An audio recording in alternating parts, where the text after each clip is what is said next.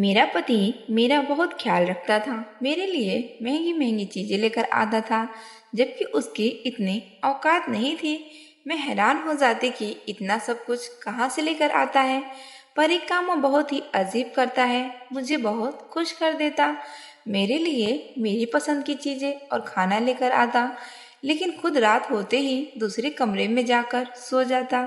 मैं हैरान होती कि अगर इसको मेरी इतनी ही परवाह है कि या मेरे लिए इतनी अच्छी चीजें लेकर आता है, तो फिर इसे मेरे में दिलचस्पी क्यों नहीं। ये मेरे पास क्यों नहीं बैठता, मेरी बात क्यों नहीं सुनता, मेरे साथ उसका रवैया नॉर्मल क्यों नहीं है। मैं एक रात पहले ही दूसरे कमरे में छुप गई, ताकि जब वो यहाँ पर आए तो मुझे पता चल जाए कि आखिर इस कमरे में क्यों आता है, मेरे पास क्यों नहीं बैठता। तब मैंने अपने पति को ऐसी हरकत करते देखा कि मैंने अपने कानों को हाथ लगा लिया। मेरा नाम निशा है, मैं बहुत ही ज्यादा खूबसूरत थी। मेरी भाभी को मेरी खूबसूरती से बड़ी नफरत थी। वह कहती थी कि तेरा हुस्न तो एक दिन मिट्टी में मिल जाएगा। मैं कहती थी भगवान से डरो भाभी, मैंने आपका क्या बिगाड़ा है। मेरी माँ जिंदा थी, मेरे पापा इस दुनिया में नहीं थे, लेकिन जब तक मेरी माँ थी तब तक उस घर में मेरी हुकूमत चलती थी। मेरे भाई को भी मुझसे नफरत थी। वह कहता था कि तुम मेरी बीवी के साथ मुकाबले मत किया करो। थोड़ी बहुत मैं भी मगरूर थी, क्योंकि मुझे कोई गलत बात बर्दाश्त नहीं होती थी। अब वह अगर मेरी माँ को टाइम पर खाना नहीं दे रही है या पुराना खाना दे रही है तो मुझे गुस्सा आ जाता था। एक दिन तो उसने मेरी माँ के सामने खराब खाना रख दिया, जबकि मेरी माँ पहले ही शुगर की मरीज थी। मैंने कहा पहले ही इनकी तबीयत खराब रहती है, तुमसे नया खाना नहीं बनाना था तो तुम बता देती। पुराना खाना देकर क्यों मेरी माँ को मारना चाहती हो। इस बात पर ऐसी लड़ाई हुई कि हम दोनों ननद भाभी में हाथापाई भी हो गई। मेरे भाई ने तो अपनी बीवी का ही साथ दिया और उसने मुझे कहा कि तुझे तो मैं एक दिन सीधा करूंगा कि तू बिल्कुल तीर की तरह सीधी हो जाएगी। तू छोटी है, तेरा काम क्या है, बड़े भाभी से ऐसे बातें करना। मैंने कहा कि बात छोटे बड़े की नहीं है, कुछ गलत करेगी तो मैं जरूर बोलूंगी। उस रात मेरी माँ की तबीयत खराब हो गई, इतनी खराब हुई कि वह अस्पताल पहुंच गई और 4 दिन तक बीमारी से लड़ने के बाद वो इस दुनिया से चली गई। मैं बहुत परेशान हुई। थोड़े बहुत रिश्तेदार थे, लेकिन वो सारे ही मेरी माँ के ससुराल वाले थे, इसलिए उनको कोई ज्यादा दुख नहीं हुआ। उन्होंने बस थोड़ा अफसोस किया और चले गए। अब घर में सिर्फ मेरा भाई और मैं थी। एक रात भाई कमरे में आया और उसने कहा कि मम्मी इस दुनिया में नहीं रही। मुझे लगा कि कहेगा कि कोई बात नहीं, मैं हूँ, किसी चीज की जरूरत हुई तो मुझे कह देना। उसने कहा कि अगले रविवार वाले दिन तुम्हारा शादी है। जब उसने ऐसी बात की तो मैं हैरान रह गई। मैंने कहा कि क्या। उसने कहा कि हाँ, तुम्हारी शादी कर रहा हूँ, अपने घर की हो जाओगी तो अच्छा रहेगा। मेरे में इतनी जरूरत न थी कि पूछूं कि मेरी शादी किससे कर रहे हो, पर इतनी जल्दी शादी। उसने कहा कि बस शादी की रस्म है, क्योंकि अभी अभी माँ मरी है। तेरे दिल में कोई अरमान है तो उसको दिल में ही दबा लेना। मैं तुम्हारे लिए महीना पहले ढोलकी नहीं रख सकता और न ही तुम्हारे दूल्हे को घोड़े पर ला सकता हूँ। इतना कहकर वह कमरे में चला गया। मैंने तकिए पर सिर रखकर रोना शुरू कर दिया, लेकिन फिर दिल को यह सोचकर तसल्ली कर ली कि चलो शादी तो एक दिन होनी ही थी, अगर हो जाएगी तो मेरा अपना घर तो होगा, किसी की गुलामी तो नहीं करनी पड़ेगी। भाभी से तो जान छूटेगी, वरना किसी और तरह से तो भाभी से जान नहीं छूट सकती। यही सोचकर मैं भी दिन गुजारने लगी, लेकिन शादी वाले दिन यह देखकर हैरान रह गई कि मेरे भाई ने मेरे लिए किस किस्म के इंसान से मेरी शादी तय की थी। शायद इसमें भी मेरी भाभी की कोई चाल थी, क्योंकि जब भी लड़ाई होती थी मेरी भाभी दुश्मन बन जाती थी। मुझे लगता था कि वो किसी दिन जरूर ही मुझसे बदला लेगी, और आज उसने यही किया था। वह कामयाब हो गई थी, क्योंकि मेरा दूल्हा तो अजीब सी हालत में बैठा था। उसे देखकर कोई बच्चा भी अंदाजा लगा सकता था कि वह कोई नॉर्मल इंसान नहीं था, बल्कि एक पागल था, क्योंकि उसने हाथ में टॉफियां पकड़ी हुई थी जिसको वह खा रहा था। बाल उसके बिखरे हुए थे। कपड़े तो उसने नए पहने थे, लेकिन इतने गंदे कर लिए थे कि जैसे कोई छोटा बच्चा मिट्टी में खेलता है तो उसके कपड़े गंदे हो जाते हैं। यही मेरा दूल्हा था। सबको पता चल गया कि वो तो पागल है। मोहल्ले से भी कुछ औरतें आई हुई थी, क्योंकि रिश्तेदार तो थे नहीं। उन्होंने भी कहना शुरू कर दिया कि निशा का दूल्हा तो पागल है। ये क्या कर दिया भाई भाभी ने, बहन पर इतना बड़ा जुल्म कर दिया। माँ क्या मरी, इनकी तो आंखें सफेद हो गई।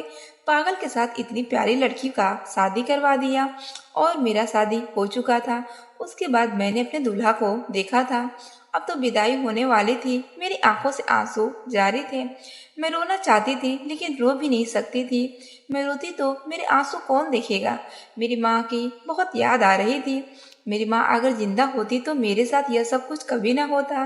मेरी भाभी नहीं, मेरे भाई को भड़काया था। उसको जरा ख्याल ना आया कि वो अपनी बहन की शादी एक पागल के साथ कर रहा है। कैसे रखेगा वो मुझे, क्या खिलाएगा, क्या पिलाएगा। आजकल तो लोग अपनी बेटियों की शादी ऐसे लड़कों के साथ भी नहीं करते जिनके पास नौकरी नहीं होती। और इसके पास तो अकल भी नहीं थी, तरीका भी नहीं था। एक पल का तो दिल किया कि जाने से इनकार कर दूं, लेकिन उसके बाद क्या होता, मेरा ही तमाशा बनता। ये लोग फिर भी मुझे यहाँ से निकाल ही देते। इसलिए सब कुछ भगवान पर छोड़ दिया और चुपचाप विदा हो गई। जाते जाते भाई ने सर पर हाथ रखने की कोशिश की तो मैंने सर पीछे कर लिया। सब लोगों ने यह मंजर देखा। मैंने कहा कि जरा इसकी भी बेइज्जती हो। इसको इतना तो जताऊं कि इसने जो मेरे साथ किया वो अच्छा नहीं किया। भाभी भी मिलने के लिए आगे हुई तो मैंने उनसे भी ना मिली, क्योंकि उन्होंने तो सबके सामने ही कह दिया था कि तुम्हारी शादी करवा दी, नखरे ना दिखाओ और अपनी घर दफा हो जा। कौन सी भाभी कहती है अपनी ननद को, वो भी उसकी विदाई वाले दिन। अरे दिल में जितनी भी नफरत हो, इस तरह तो कोई भी बेटी को घर से यह कहकर नहीं निकालता कि दफा हो जाओ। मेरे साथ कितना बुरा सलूक हो रहा था। भगवान ही देख रहा था कि मेरे ऊपर कितना जुल्म हो रहा है। पर मुझे पता था भगवान मेरा इंसाफ करेगा। लेकिन अभी तो मेरा समय बहुत खराब नजर आ रहा था। कुछ समझ नहीं आ रही थी। मेरा दूल्हा पागल था लेकिन उसका घर अच्छा था। 3 कमरों वाला घर था। वहां पर उसका एक भाई भी था। मुझे लगा कि वो भी इसी घर में रहता है। लेकिन जब रात हुई तो उसकी जगह उसका भाई कमरे में आया। मैं जरा जरा घबरा गई। उसने कहा, भाभी घबराने की जरूरत नहीं है। दरअसल ये भी मेरा अपना घर है। वहाँ दूसरी जगह भी मेरा घर है, जहाँ पर मेरी बीवी बच्चे मेरा इंतजार कर रहे हैं। अब आपको ही इसे संभालना है। वह क्या है कि मेरी बीवी की इससे नहीं बनती, क्योंकि उसके साथ इसके संबंध अच्छे नहीं हैं। माँ बाप हमारे भी नहीं हैं। बस अब आप हैं और आपका पति है। ये घर है। अगर आपको समझ ना आए कि कौन सी चीज कहाँ पड़ी है, फोन करके पूछ लीजिएगा। दीवार पर मेरा नंबर लिखा हुआ है। पर अगर ये ज्यादा तंग करने लगे तो आप मुझे बुला सकती हैं। लेकिन देखें, मैं भी बाल बच्चेदार हूँ। मेरी बीवी को मेरा यहाँ आना जाना ज्यादा पसंद नहीं है। अगर कोई बहुत ही ज्यादा इमरजेंसी हो तो फिर आप बुला लीजिएगा, वरना खुद ही हालात को संभालने की कोशिश कीजिएगा, क्योंकि अब यह है तो आपका ही पति और आपको इसके साथ ही रहना है। मैं समझ रही थी कि मेरी जिंदगी कितनी बुरी होने वाली थी। मैंने हाँ में सर हिला दिया और मैं क्या कह सकती थी। उसने कहा, भगवान आपकी मदद करे, आप परेशान नहीं होना, एक दिन सब कुछ ठीक हो जाएगा। मुझे पता था कि वो तसल्ली दे रहा है, लेकिन फिर दोबारा कहा कि मैं आपको बताने की कोशिश कर रहा हूँ भाभी कि एक दिन सब कुछ ठीक हो जाएगा। आप बिल्कुल परेशान नहीं होना। पता नहीं इसने इस बात को 2 बार क्यों बोला और इतना जोर देकर क्यों बोला। फिलहाल तो मुझे कुछ समझ नहीं आ रहा। मैंने कहा, ठीक है। मेरा पति दूसरे कमरे में बैठा था। मैं जब उस कमरे में गई तो हैरान रह गई। यह कमरा शायद उसी का था। यहाँ पर काफी सारी चीजें टूटी हुई थी और कुछ खिलौने वगैरह भी पड़े थे। शायद उसका दिमाग बचकाना था। उसने मुझे देखा तो मैं डर गई। मुझे लगा ये मुझसे कोई बात करेगा, कुछ बोलेगा या कोई काम कह देगा, पर उसने ऐसा कुछ नहीं किया। मैं चुपचाप जाकर अपने कमरे में सो गई। मेरा दिल तो किया दरवाजे को अंदर से कुंडी लगा लूं, लेकिन फिर मैंने ऐसा नहीं किया। कहने में बड़ा अजीब लगता है, लेकिन इतनी सुकून की नींद पहले कभी नहीं आई थी। आँख खुली तो हैरान रह गई। सामने मेरा पति बैठा था। उसे देखकर मैं डर गई कि फिर जब मैंने टेबल की तरफ देखा तो मेरी आंखें खुली की खुली रह गई। टेबल पर तो नाश्ता पड़ा हुआ था। नाश्ता तो बाजार का लग रहा था। मैंने उसकी तरफ देखा और आसपास देखा। मुझे लगा शायद उसका भाई आया है और वही नाश्ता लेकर आया है, लेकिन घर में कोई नहीं था। बाहर वाला दरवाजा तो अभी भी बंद था। रात को मैंने खुद कुंडी को लगाई थी। मेरे पति ने मुझे कहा कि नाश्ता कर लो और वो भी नाश्ता करने के लिए बैठ गया। मैं हैरान रह गई। मैंने कहा, इसको इतना पता है कि हमारी शादी हुई है तो बाजार से ना शुरू कर दिया। ये किसी कार्टून का गाना था।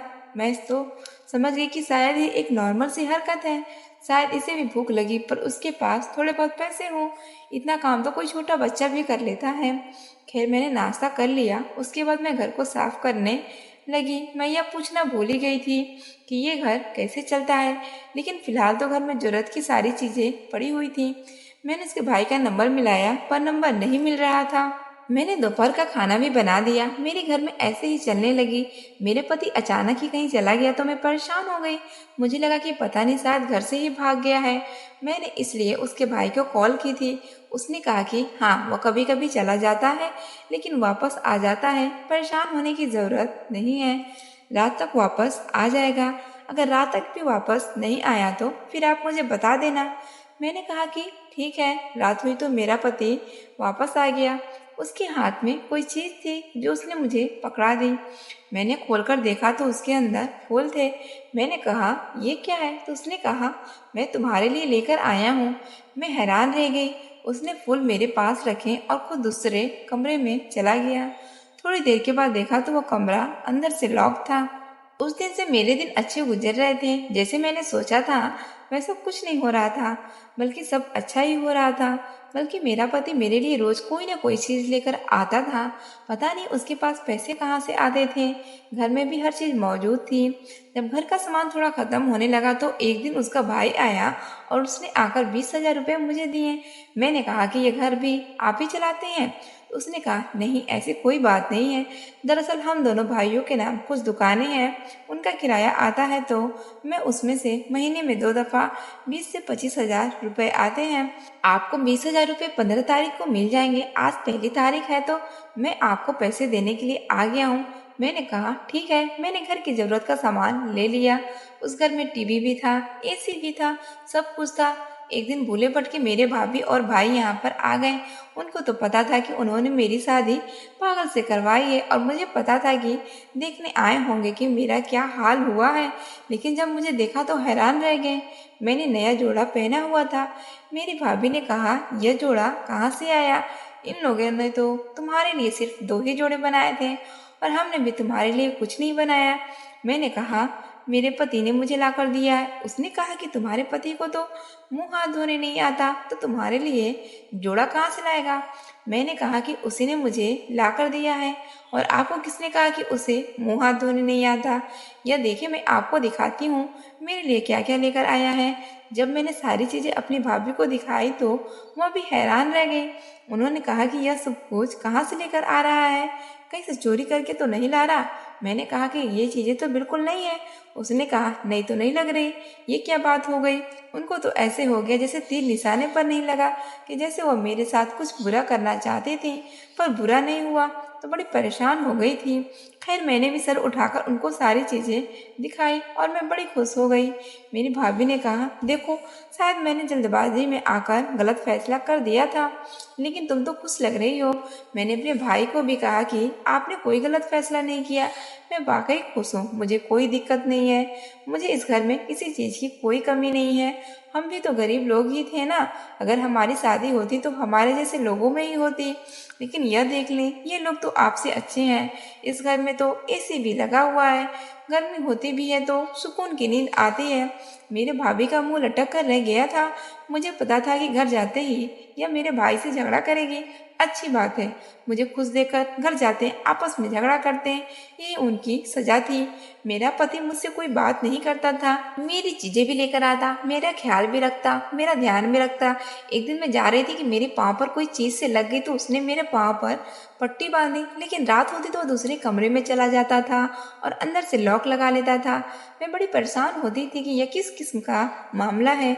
मैं उससे बात करना चाहती थी, पूछना चाहती थी। मैंने फिल्म ड्रामे में सब देखा था कि मोहब्बत से इंसान ठीक हो जाता है।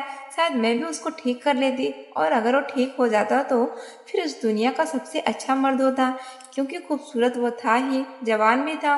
पैसों की भी कोई कमी नहीं थी, घर भी उसका अपना था, पर इतना सारा सामान भी था।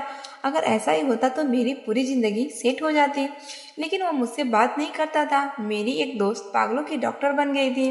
उसने मुझे एक बार बताया था कि ऐसे लोगों को बहुत प्यार और मोहब्बत की जरूरत होती है और अगर इनकी जिंदगी में कोई हो तो उसे बहुत प्यार और मोहब्बत देते हैं, मतलब आम इंसान से ज्यादा।